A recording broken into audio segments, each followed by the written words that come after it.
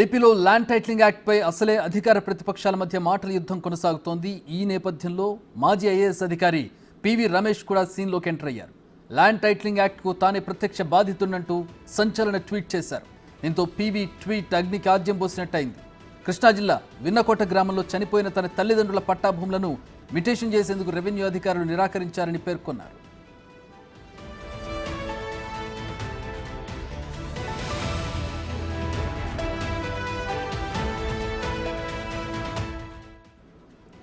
తహసీల్దార్ తన దరఖాస్తును తిరస్కరించారని, RDO post ద్వారా పంపిన పత్రాలను తెరవకుండానే తిరిగి ఇచ్చేశారని వివరించారు. తన తల్లిదండ్రుల భూములపై తనకు హక్కు లేకుండా చేస్తున్నారని పేర్కొన్నారు. ఐఏఎస్ అధికారిగా 36 ఏళ్ల పాటు ఆంధ్రప్రదేశ్కు సేవలందించిన ఓ అధికారి పరిస్థితి ఇలా ఉంటే సామాన్య రైతుల దుస్థితిని ఊహించలేమని తెలిపారు. ప్రస్తుతం ఈ ట్వీట్ ప్రతిపక్షాలకు మరో ఆయుధంగా మారే అవకాశం ఉంది. ఇప్పటికే ల్యాండ్ టైటిలింగ్ యాక్ట్కి సంబంధించి ప్రతిపక్షాలు తీవ్ర స్థాయిలో విమర్శిస్తూ ఉన్నాయి. ప్రజల్లోకి ల్యాండ్ టైటిలింగ్ యాక్ట్కి సంబంధించిన సమాచారాన్ని తీసుకువెళ్తున్నటువంటి పరిస్థితి. ఈ నేపథ్యంలో పివి రమేష్ ట్వీట్ మరింత సంచలనాన్ని సృష్టించే అవకాశం ఉంది. ల్యాండ్ టైటిలింగ్ యాక్ట్ కాంటెక్స్ట్లో పివి రమేష్ ట్వీట్పై టీడీపీ కూడా స్పందించింది. 36 ఏళ్ల పాటు ఐపీఎస్గా సర్వీసులు అందించిన అధికారి పరిస్థితి ఇలా ఉంటే ఇక సామాన్యుల సంగతి ఏంటంటూ ఎక్స్లో ట్వీట్ చేసింది.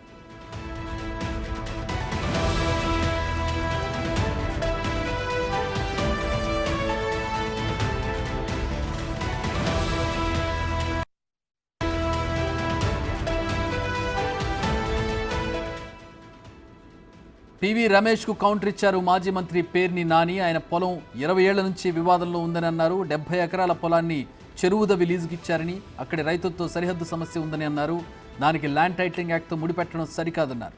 చంద్రబాబు కోసం పివి రమేష్ ట్వీట్ చేశారని, ఇది దేనికి సంకేతమని ప్రశ్నించారు. వెన్నకోట గ్రామానికి వస్తే వాస్తవాలు తెలుస్తాయన్నారు.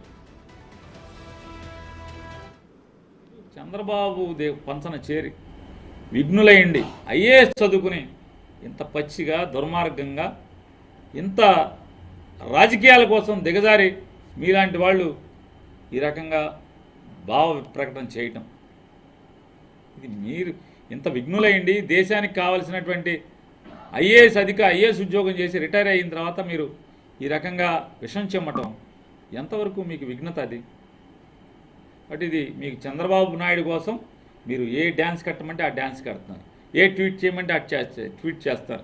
చంద్రబాబు కోసం చంద్రబాబుకి అధికారం సంపాదించడం కోసం మీరు ఈ రకంగా తప్పుడు ప్రకటన చేయటం, జగన్మోహన్ రెడ్డి గారి ప్రభుత్వం మీద విషం చెమ్మటం అనేది ఇది కడు దుర్మార్గమైన చర్య అని చెప్పని మీ చర్యని ఖండిస్తూ ఖచ్చితంగా మీరు విన్నకోట గ్రామం ఒకసారి రండి, ఆ చెరువు దగ్గర కూర్చోండి. ఏం జరుగుతుందో, ఖాళీ చెరువు ఉందా లేదా, ఇవాళ నీళ్లు పెట్టకుండా అధికారులు వీఆర్ఓని కాపలా పెట్టి మీకోసమే మీ డిస్ప్యూట్ తేల్చడం కోసమే గడిచిన 3 నెలల నుంచి ఆ చెరువుల నుంచి నీళ్లు బయటికి తోడి ఆ బురద ఎండేదాకా కూడా వెయిట్ చేస్తున్నారా లేదా?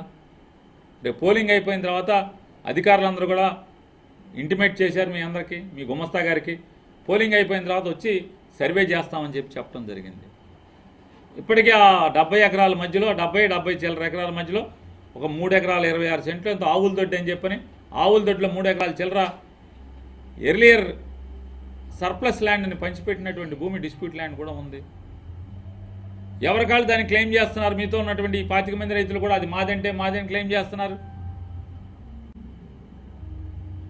ఈ రకంగానటువంటి హిస్టరీ మీ నాన్నగారు మీకు అప్పచెప్పిన ఆస్తికుంటే ల్యాండ్ టైటిలింగ్ యాక్ట్ వల్ల నాకు బదిలీ అవ్వట్లేదు, మ్యుటేషన్ అవ్వట్లేదని మీ మాటని ఇంత దిగజారటం అనేది అవసరమే ఇక రమేష్ గారు అని చెప్పని మిమ్మల్ని ప్రశ్నిస్తాను.